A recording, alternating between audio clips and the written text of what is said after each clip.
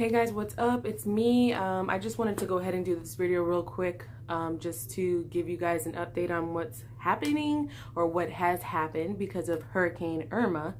If you guys have watched, like in my last video, you saw that I was prepping, buying things that we would need in case Hurricane Irma did some crazy devastation, and just to get prepped and ready to like hunker down and be prepared as we could be in case there was no power, no water, and all of that. Shortly after that video, I would say the next day, I think that was Thursday, on Friday, my husband had to work in the daytime, and I was freaking out, you guys. I'm not even gonna lie. I was calling my husband every day, crying, telling him that we needed to leave, that I did not feel safe staying in Tampa, and I was just, I ain't gonna lie, I wanted to leave. I didn't want to stay here. I was thinking of every possible thing that could happen, and just looking at the devastation that Irma had already caused and all the islands that it hit, and I was like, I don't want to stay here. What if we're stuck here? Like, I was thinking about all of the victims of Katrina, all of the victims of Harvey, still waiting for aid, still waiting to get rescued, and now here comes this Category 5 hurricane coming towards us. I was not about to risk my life or my children's life or my family's life because of staying here in our home. You know, I feel like a home is replaceable, a job is replaceable, your family is not replaceable. So I was like, you know what, I don't feel comfortable staying here. I want to leave. I don't want to take the chance. What if that thing hits our home and we're in the middle of Category 5 hurricane? It blows our windows out, our roof out. Those hurricanes come and there's tornadoes that are inside of them. So there's so many factors. There's so many things that could go wrong. There's so many things that could happen.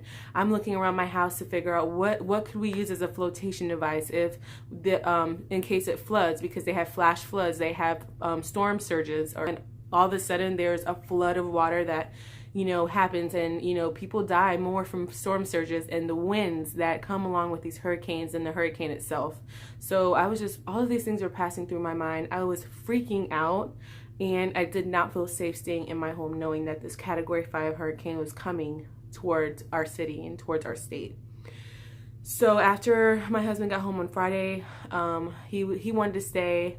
Myself and my kids wanted to leave. So I was like, 3 against 1, we leaving, let's go now. So we basically packed up everything that we could get into the car and we left. And I mean, my house looked like a hurricane because we just grabbed and we were just taking things and just, and then like all the stuff that we purchased to prep with, we couldn't bring all of that stuff with us. So it was like almost a waste of money buying all these things to stay, and then we ended up leaving, you know what I mean? So we got in the car and we left. Let me tell you guys, there's only 2 exits out of Florida. There's 2 highways out of Florida. There's, I don't know, I'll write down below, 20-something million people that live in the state of Florida. Over 7 million people evacuated Florida. 1/3 of Florida evacuated because of this hurricane. Now just picture in your mind, 7 million people evacuating. There's only 2 ways out of Florida, okay? We don't have other states around us to go to. Like every other state in the United States has somewhere else to go. They have other routes, other ways out. Just think about that. And before we evacuated, days before that, the port of Tampa, the ports were all shut down, so there was no gasoline coming in, there was no food coming in. So now we're looking at a food crisis, we're looking at a water crisis, we're looking at a gas shortage crisis, okay? So the ports were closed down, the freights were closed down, a lot of the trucks were shut down, there were some trucks coming. So just picture in your mind all of these people leaving, okay? We were on the road with millions of people that were all escaping, evacuating from leaving their home to get away from Hurricane Irma, okay? Now, the scene that I wish that I had recorded, but to be honest with you guys, the last thing in my mind was to record trying to get out of here. But what I can tell you was it was probably the most scariest thing that I've been a part of, the most apocalyptical, end of the times thing that I've seen, that I've witnessed since I've been alive, okay?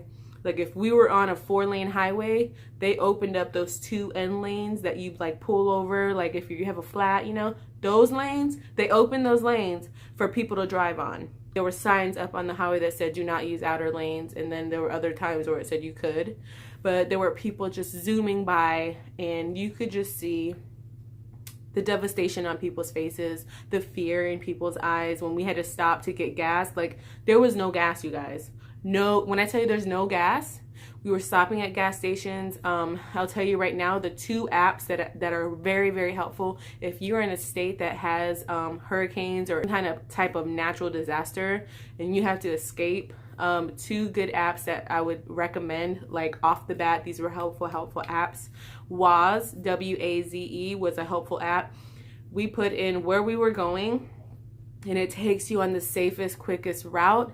It tells you if there's accidents, if there's anything on the road blocking the road, anything on a car pulled over on the side of the road, if there's any traffic, if there is some kind of construction, it reroutes you. If there's cops on the road, it tells you all of that. So that was such a helpful app for us. And the other app that I used was Gas Buddy. Gas Buddy was key, and it was like everything to find gas because there was no gas. Like, we would have wasted gas trying to find gas. So I was using this app and just going down the app and seeing no gas, no gas, no power, no gas, no gas, no gas, going down each store. And some did not have any information. So I'd have to go Google that store and then call the store and say, do you guys have gas? Do you guys have power? That kind of stuff. And they would say, no, we're out of gas. Or yes, we do have gas, but I don't know how long it will last. There's lines of cars waiting. So you're sitting there looking for gas, trying to get out. It's, you know, a 7-hour trip took us 14 hours because of traffic, because of the lack of gas, because of the mass hysteria. And just looking at families and looking at people's faces, you could see people were sad, people were hugging their grandmas and their kids, and the kids were crying, and you just saw like this stone face. People weren't really talking to each other, they weren't really communicating, nobody was smiling, everybody was just scared, you know. I know that when we left, we didn't know if we were gonna have a house to come back to. And just to think that in an instant you could lose everything. You could lose your home, everything that you worked hard for, and come back to nothing. I was willing to risk that instead of losing my family. You know what I mean? And I know that's what people were thinking. They were probably thinking, oh, you know, are we going to come back? Are we going to have a home? Or is it going to be gone? You know? Devastating to think about it, but that was the reality. A lot of my husband's family left. All of my family stayed behind. My sisters, my dad. So I was worried, you know?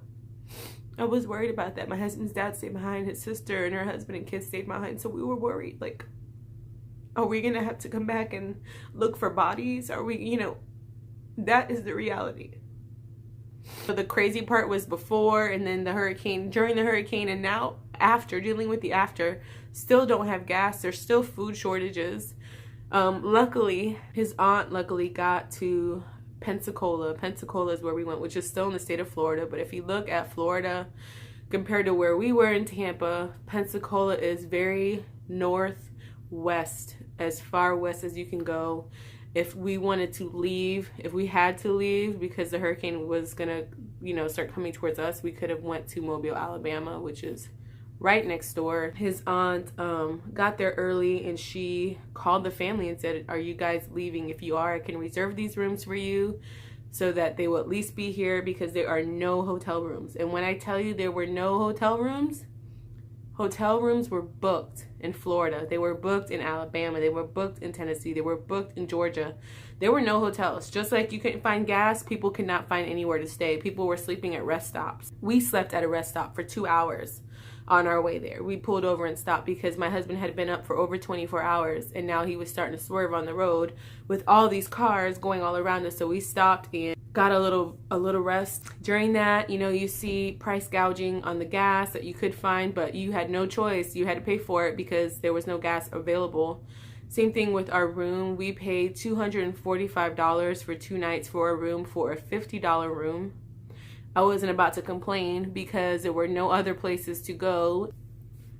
You know, what do you do in a situation like that? You know what I mean? So we stayed there and we watched the news, see what was going on and where it was headed, because at that point it was starting to hit Cuba and it was still a category 4. And if you know anything about hurricanes, you know that they can change in an instant. You know, there's this much water that that hurricane had to pass through from Cuba to Florida. And a lot of times hurricanes will gain momentum and they will get stronger just passing through those warm waters. So we were afraid that it was going to turn into a Category 5 and then hit Florida. Fortunately, for some reason, Cuba saved Florida's ass, because it hit the northern part of Cuba and it kind of sucked it in a little bit. And the northern part of Cuba has a lot of mountains, and I guess for some miracle of God, this hurricane remained at a Category 4 when it hit Florida. And then by the time it hit my city, it was a Category 1. Which is still crazy, but nothing compared to a Category 3, Category 4, or even a 5. Nowhere near it. So by the time it was like hitting, I guess, Tallahassee, it was changing from a Category 1 to a tropical storm. And when we saw that it was changing to a tropical storm, we were like, okay, in the morning, we have to check out by 11, but let's leave as soon as we can. It'll be a tropical storm. We'll be kind of hitting the outer bands of the tropical storm, but we need to get back home. We want to get back home. We had been communicating with family, and most of our family had power. We had 2 family members that were without power, and one of them had power by the time morning came. So we wanted to get home. We wanted to get out of Pensacola, out of those hotels, and go back home and check our home, make sure everything was okay, because we were also hearing that people were already looting. They were already breaking into houses. That's another thing. Another thing that we saw was the evil in people in a disaster. People are so greedy and selfish. They took all these waters. They took all the water off the shelves, all the canned food off the shelves, and didn't leave anything for anybody else. Like, you only take what you need for the amount of time that they tell you that you might need. You might need it for, 2 weeks or whatever. Just be prepared for the time that you need. Don't take everything and not leave anything for anybody else. So on our way back, getting gas and finding gas was extremely hard. And I know it became even more difficult because we left early. So we didn't really hit that much traffic. Getting closer to our home, about 2 hours away, we started hitting traffic. And the traffic that we were hitting was because there was an exit that had gas. So once there was an exit that had gas, you could see the line just backed up on the highway, coming off the highway, and you could just see right over the overpass the gas station with lines of cars just causing mass chaos waiting for gas. So that was just crazy to see. So we got back home late last night. Our home looks like nothing happened to it. Our neighborhood, there's like one little tiny tree that fell down, but there's no flooding. Everybody has power here, thank God, and nothing happened. We're safe, we're home, we're here, and now we're just dealing with the aftermath of Hurricane Irma. There's still no water, there's still no fuel, having to, find gasoline. We heard on the news today they are opening the port of Tampa. They're resuming the freights, so we should start getting food and supplies and water and gasoline back again. But this was such an eye-opening, devastating experience. I'll insert some clips of what happened on our way back home, because on our way back home I knew that our home was okay, I knew that our family was okay, and I was able to record and all of that. I'll insert those clips just so you guys can see. Driving back home in Tropical Storm Irma. It's raining. We're getting some of the outer bands of the tropical storm and some gusts. It's not too bad, but we're being as safe as we can. But I want y'all to see, look at all the help coming from Mississippi. Shout out to Mississippi. Yahoo! Mississippi! Coming to help us. Electrical trucks. And we are thankful because a lot of people, millions of people are without power in Florida. We are going back home from Pensacola. I wanted y'all to see this because I haven't been able to document much because I've been nervous, anxious, and trying to reserve my battery. But look at this, you guys. It's amazing, the help that is coming in to help us. So many electrical trucks. Look at this.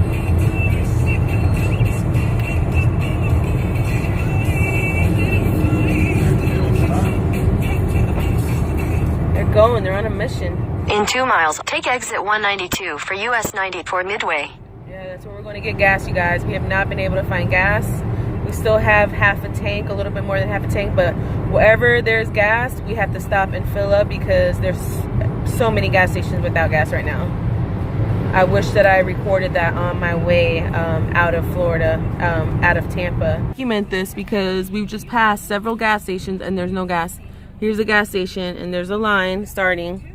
These are people, it's early. We just started driving back to Florida, so there's not much traffic, but there's not many gas stations that have gas, so we have to pull over wherever there's gas, and that's kind of scary. We have several hours to go, and this trip is going to take longer because of road detours, the weather. We're still getting the outer bands of this thunderstorm, so this is crazy, y'all. Crazy. Here, we're at the gas station in a line waiting. You got to sit here and wait in the line and hope that when it's your turn, you get gas, because there are not many options. And then you get people like this who want to go ahead and butt you. We already had people try to butt us, try to get in front of us, because they're rude and evil. We got somebody in front of us who's trying to get us to back up so they can come out this way when they can go out the other way.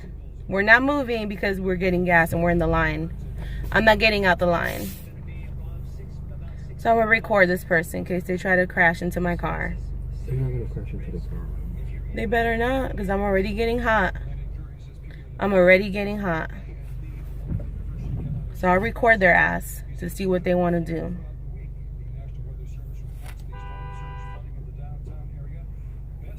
Who's beeping the horn? I don't know who's beeping the horn. The person in front of us.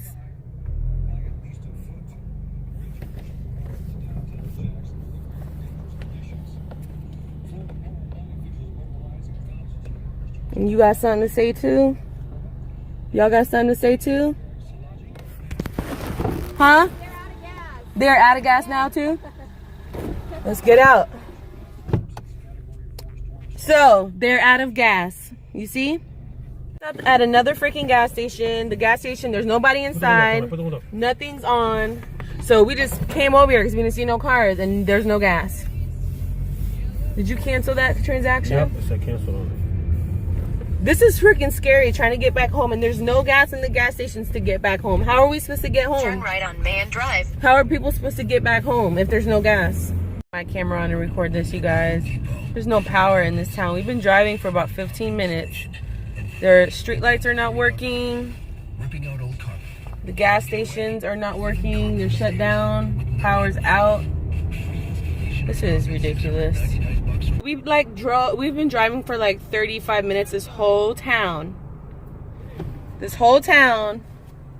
has no power, and we had to stop at this hotel and use the restroom. Hold on. Use the restroom, and we had to use flashlights to use the restroom, you guys. This is the hotel, you guys. No power.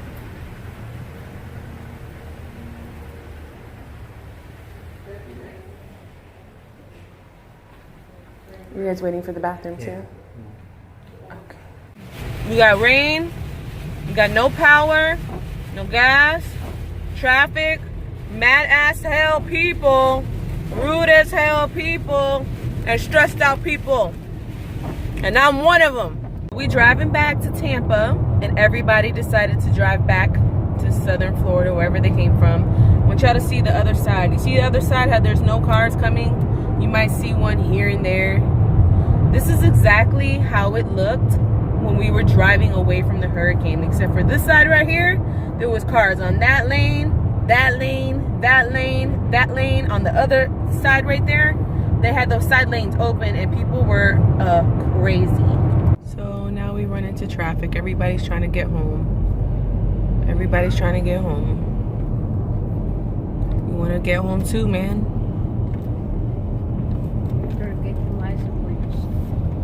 I just wanted to tell you guys that I am okay, and I wanted to say thank you from the bottom of my heart to all of you that kept us in your thoughts and in your prayers, and just all of the love and support that I've received from you guys. It means so much. And I will forever be grateful about it.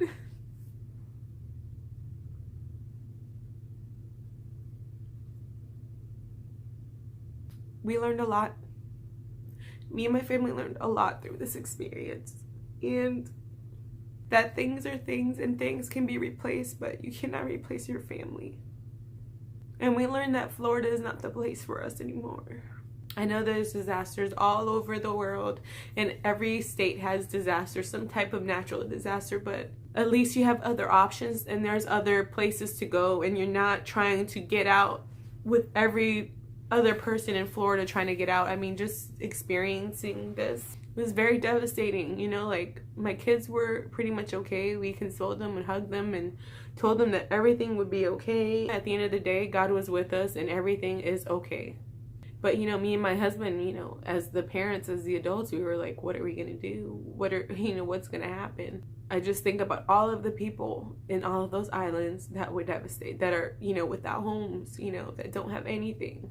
Those islands do not have the resources that we have here in the States. My heart goes out to those islands that were devastated by Hurricane Irma. And I pray that, you know, that you guys would get aid and that you guys would be able to rebuild your lives, because it's a traumatic and devastating experience to anyone, but especially to children. You know what I mean? If any of you want to donate towards Hurricane Irma or Hurricane Harvey, do your research and make sure it's going to the right organization, to make sure that that money is going to truly help those people, because there's people already scamming. But I just want to say that we're okay.